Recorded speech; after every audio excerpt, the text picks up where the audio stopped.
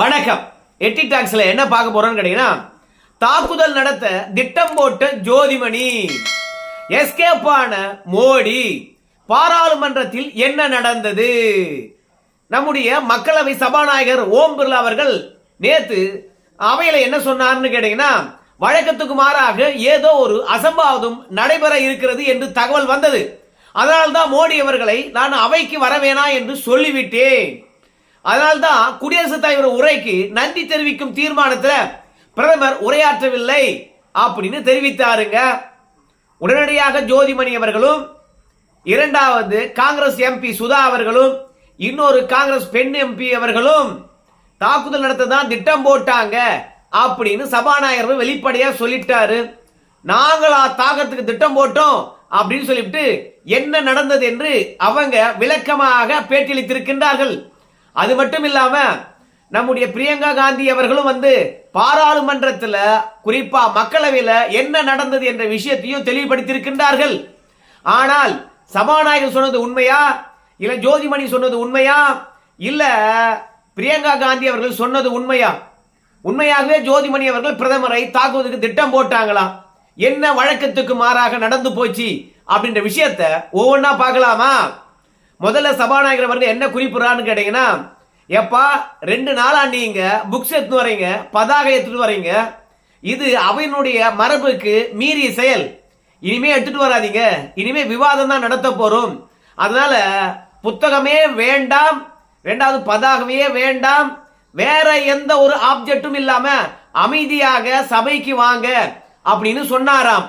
ஆனால் சபாநாயகர் அறிவுறுத்தின பிறகும் சபைக்கு வந்த எதிர்கட்சியினர் மறுபடியும் அதே மாதிரி பதாகை, அதே மாதிரி புத்தகம், வழக்கத்துக்கு மாறான பொருட்களை கையில கொண்டு வர்றது, இதெல்லாம் சபாநாயகர் சொல்லிய பிறகும் அவங்க கொண்டு வராங்கன்னா ஏதோ ஒரு திட்டம் நாடாளுமன்றத்தில் நடக்க இருக்குது அப்படின்னு சபாநாயகர் புரிந்து கொண்டாராம்.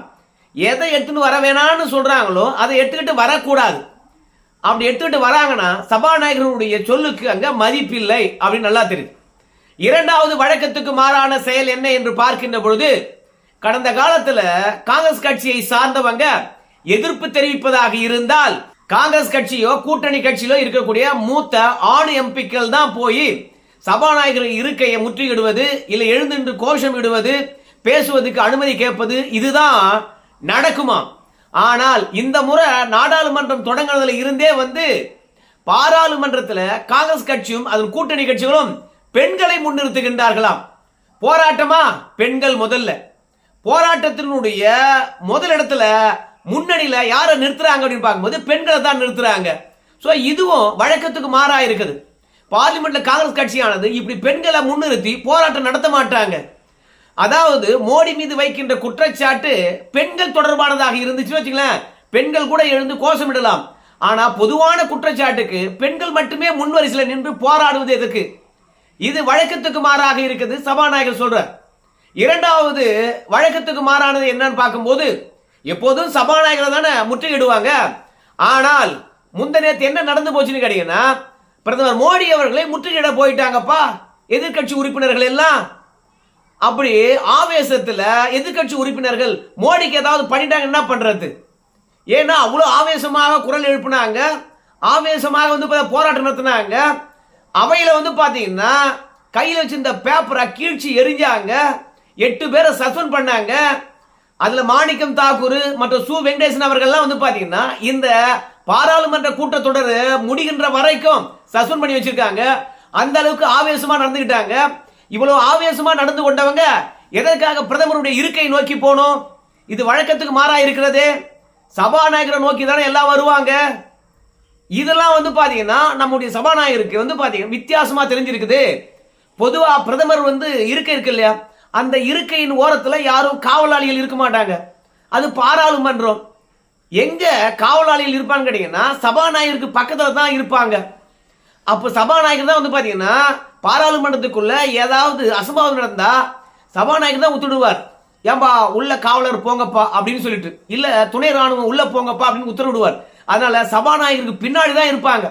மோடியினுடைய இருக்கைக்கு பின்னாடி எந்த ஒரு பாதுகாப்பும் இருக்காது. ஆனா சபையில் இருக்கக்கூடிய உறுப்பினர்கள் மோடி அவையை நோக்கி எதற்காக முந்தினேத்து போனாங்க? அப்போ பெண்களை முன்னிறுத்தி போராட்டம் நடத்துவதும், பேப்பர்களை கீழ்ச்சி எறிவதும், மோடியுடைய இருக்கையை நோக்கி போவதும் எதிர்கட்சிகளை பொறுத்த வரைக்கும் எதற்கோ ஒரு திட்டமிடுகின்றார்கள் என்பது சபாநாயகருக்கு நல்லா தெரிஞ்சு போச்சு. அதனாலதான் மறுநாள் சபை தொடங்குகின்ற பொழுதே சபையை நடத்தப்படக்கூடாது என்ற குறியிலே இருக்கிறாங்க எதிர்கட்சிங்க. மீண்டும் அதே ஜோதிமணி, மீண்டும் அதே சுதா, காங்கிரஸ் பெண் எம்பிக்கள் தான் முன்வரிசையில் நிற்கிறாங்க. அதனால காங்கிரஸ்ல இருந்து பாஜகவுக்கு வந்த விஜயதரணி அவர்கள் என்ன சொல்றாங்க, பெண் எம்பிக்களை முன்னிறுத்திவிட்டு பின்னாடி ஆண் எம்பிக்கள் மூலமாக ஏதோ ஒரு அசம்பாவிதம் செய்வதற்காக காங்கிரஸ் கட்சி திட்டமிட்டது. அதனால தான் மோடி அவர்களை பொறுத்த வரைக்கும் சபாநாயகர் சொல்படி அவைக்கு வந்து குடியரசுத் தலைவர் உரைக்கு நன்றி தெரிவிக்கும் தீர்மானத்தில் பேசவே இல்லையா. வரலாற்றிலே இல்லாத அளவுக்கு குடியரசுத் தலைவருடைய உரைக்கு நன்றி தெரிவிக்காமையே எதிர்கட்சிகள் விவாதமின்றி பிரதமர் உரை இன்றி நிறைவேறி இருக்கிறது. ஏன்னா எதிர்கட்சிகளை பொறுத்த வரைக்கும் உரையாற்றுவதற்கும் உள்ள வாக்கெடுப்பு எடுப்பதற்கும் உடல அமளிகளுக்கு இடையில தீர்மானமானது நிறைவேற்றி இருக்கிறாங்கப்பா.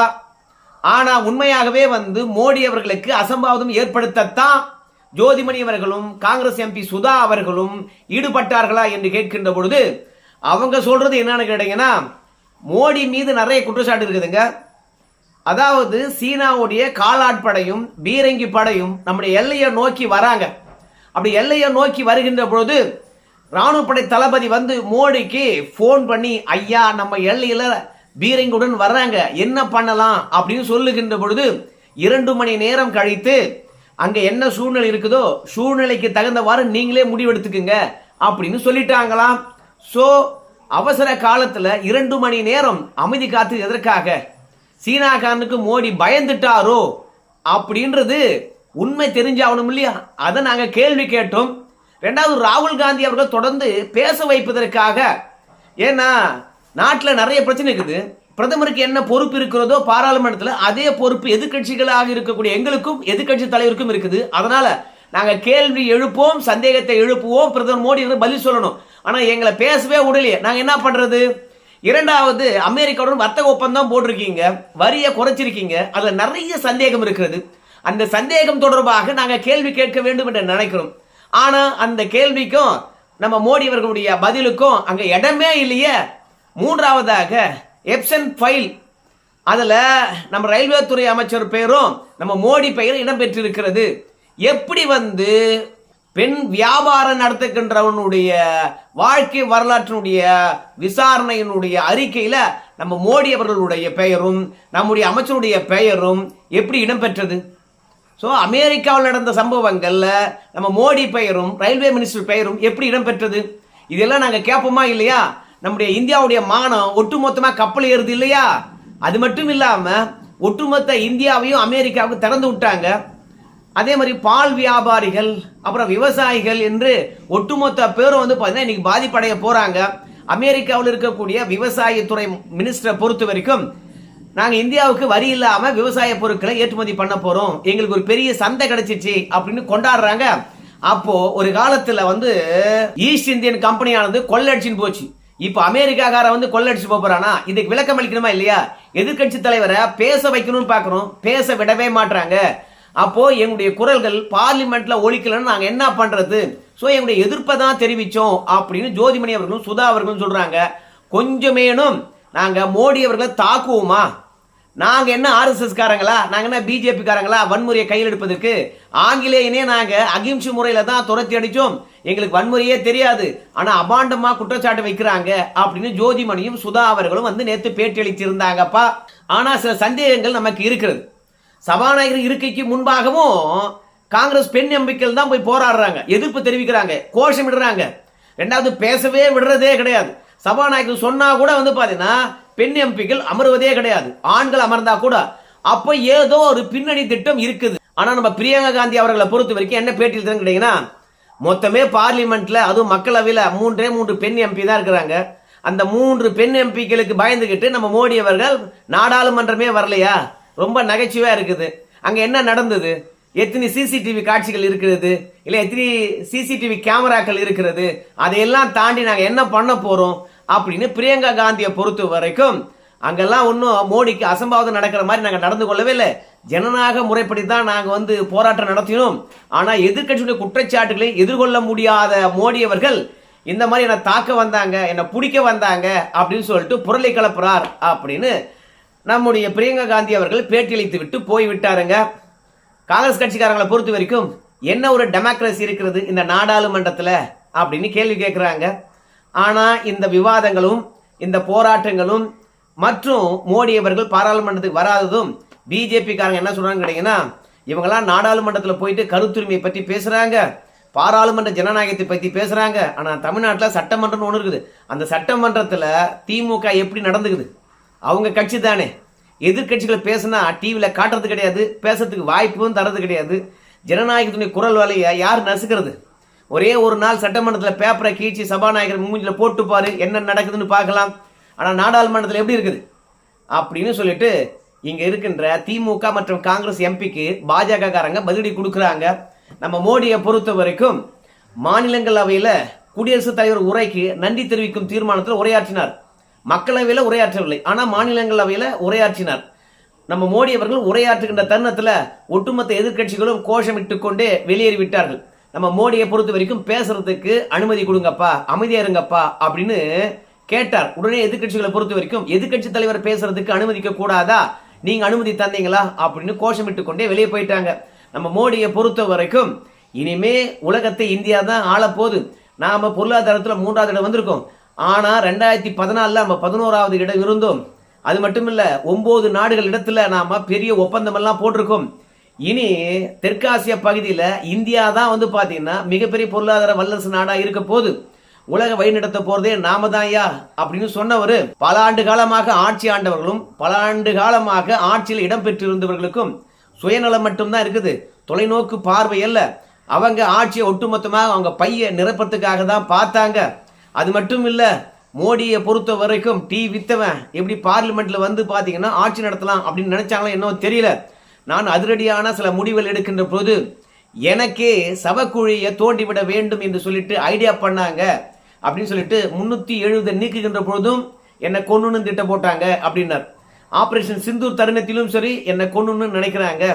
அது மட்டும் இல்ல, சட்டத்தின் அடிப்படையில் ஊடுருவல்காரர்களுக்கு இந்தியாவில் வாய்ப்பளிக்க வேண்டும் என்று நினைக்கிறாங்க. ஒட்டுமொத்த இந்தியர்களுக்கு வாய்ப்பை மறுக்க பார்க்குறாங்க. இளைஞர்களுடைய வாய்ப்பை ஊடுருவல்காரர்களுக்கு கொடுக்கலான்னு நினைக்கிறாங்க. அதனால இவங்க சொல்றது எதுவும் உண்மை கிடையாது அப்படின்னு நம்ம மோடியை பொறுத்த வரைக்கும் மாநிலங்களவையில் கிட்டத்தட்ட ஒரு 1.5 மணி நேரத்துக்கு உரையாற்றி இருக்கின்றார். ஸோ என்னை பொறுத்த வரைக்கும் காங்கிரஸ் கட்சிக்காரங்களை பொறுத்த வரைக்கும் அடுத்தது எப்படிரா ஆட்சியை பிடிக்கிறது அப்படின்னு தெரியாமல் இருக்குது. அதனால தான் மோடி அவர்கள் ஊழல் செய்து விட்டார். மோடியினுடைய ஆட்சி கீழ் இருக்கக்கூடிய பாஜக எம்பிக்கள் ஊழல் செய்து விட்டார்கள், ஒண்ணுமே பேசல. ஆனா அவங்கள பொறுத்த வரைக்கும் வெளிநாட்டில் இருந்து கிளப்பி விடுகின்ற அஜெண்டாவை கையில் எடுத்துக்கிட்டு அதை பற்றி விவாதம் செய்ய வேண்டும், அதுதான் அவங்களுக்கு அஜெண்டா இருக்குது. இப்ப மட்டும் இல்ல, ஆண்டாண்டு காலம் நீங்க பின்னோக்கி பாத்தீங்கன்னா கூட நல்லா தெரிஞ்சிருக்கும். ஒன்னு பிபிசி சேனல்காரன் பாத்தீங்கன்னா ஏதாவது ஒரு கண்டென்ட் கொடுப்பான். அப்படி இல்லைன்னு வச்சுங்களேன், இண்டன்பர்க் அறிக்கை அவன் ஒரு கண்டென்ட் கொடுப்பான், அதை எடுத்து ராகுல் காந்தி விவாதிப்பார். அப்படின்னா ஜார்ஜ் சோரஸ், அப்படின்னா ரஃபேல், இந்த மாதிரி விஷயங்களை வச்சு தான் நம்ம மோடி மீது குற்றச்சாட்டு ஏற்கனவே வச்சாங்க. இப்போதும் அப்படிதான். சீனாக்காரன் பாத்தீங்கன்னா நம்ம பகுதிகளை பிடிக்க வந்தான் அப்படின்னு ஒரு பிரச்சனை. 2வது அமெரிக்காவுடன் ஒப்பந்தம் போட்டதுனால நம்ம நாட்டையே அமெரிக்காவுக்கு தாரை வாத்துட்டோம் அப்படின்னு. 3வது பாலியல் குற்றச்சாட்டு அமெரிக்காவில் நடந்தது, அதுல மோடி பேர் இருக்குன்னு சொல்லிட்டு ஒரு புரளி. மொத்தத்துல அந்நிய சக்திகள் இந்தியாவுக்குள்ள குழப்பம் நடத்த வேண்டும் என்று நினைக்கிறாங்கன்னு தெரியல. அதை பிடிச்சிக்கிட்டு ராகுல் காந்தியும் அவங்க கட்சிக்காரங்களும் பார்லிமெண்ட்ல கோஷம் எழுப்புவதும் அதோட வழக்கத்துக்கு மாறாக நடந்து கொள்வதும் இருக்கின்ற ஃபைல் எல்லாம் கீழ்ச்சி எறிவதும் வன்முறைத்தனமாக ஈடுபடுவதும் எப்படியாவது மோடி மீது பழியை சுமத்தி இதோட மோடிக்கு முடிவு கட்டிவிட்டு அடுத்த முறை ஆட்சிக்கு வரணும் என்று நினைக்கிறாங்க போல இருக்குது. அதனால அவதூறு அரசியல பாத்தீங்கன்னா வன்முறை அரசியல கையில் எடுக்கிறாங்க போல இருக்குது. நம்ம சபாநாயகர் கண்டுகொண்டு இப்படிலாம் வழக்கத்துக்கு மாறா நடக்குது, ஏதாவது சம்பவம் பின்னாடி நிகழப்போதோ என்று பயந்துகிட்டு தான் நம்ம மோடி அவர்கள் உரையாற்றுவதற்கு வரலையாம்பா. ஆனா என்னை பொறுத்த வரைக்கும் நம்முடைய ஜோதிமணிக்கும் அதே மாதிரி கள்ளக்குறிச்சி எம்பி என்று தான் நினைக்கிறேன் சுதா அவர்களுக்கும் காங்கிரஸ் கட்சியினுடைய உண்மையான பின்னணி திட்டம் எதுவும் தெரிஞ்சிருக்காது. பெண்களை வச்சு போராடுகின்ற பொழுது கண்டிப்பா சபாநாயகர்கள் மண்டிடுவாரு அப்படின்னு பெண்களே நீங்க போய் போராடுங்க, நாங்க பாத்துக்கிறோம் அப்படின்னு உள்ளொன்று வைத்து புறமொன்று பேசுற மாதிரி உண்மையான திட்டத்தை ஜோதிமணிக்கும் சுதாவுக்கும் தெரிவிக்காம காங்கிரஸ் கட்சிக்காரங்க சதி செஞ்சாங்களா என்ன தெரியல. ஆனால் எனக்கு தெரிஞ்சு ஜோதிமணியா இருந்தாலும் சுதாவா இருந்தாலும் அவ்வளவு வன்முறையாளர்கள் கிடையாது, மோடி மீது தாக்குதல் தொடுக்கின்ற அளவுக்கு. ஆனா உணர்ச்சி வசப்பட்டு ஏதாவது செஞ்சிட்டாங்கன்னா சபாநாயகர் சிந்திப்பது சரியானது தானே. சரி நண்பர்களே, இந்த வீடியோ தொடர்பாக உங்க கருத்து சொல்லுவோம். நன்றி.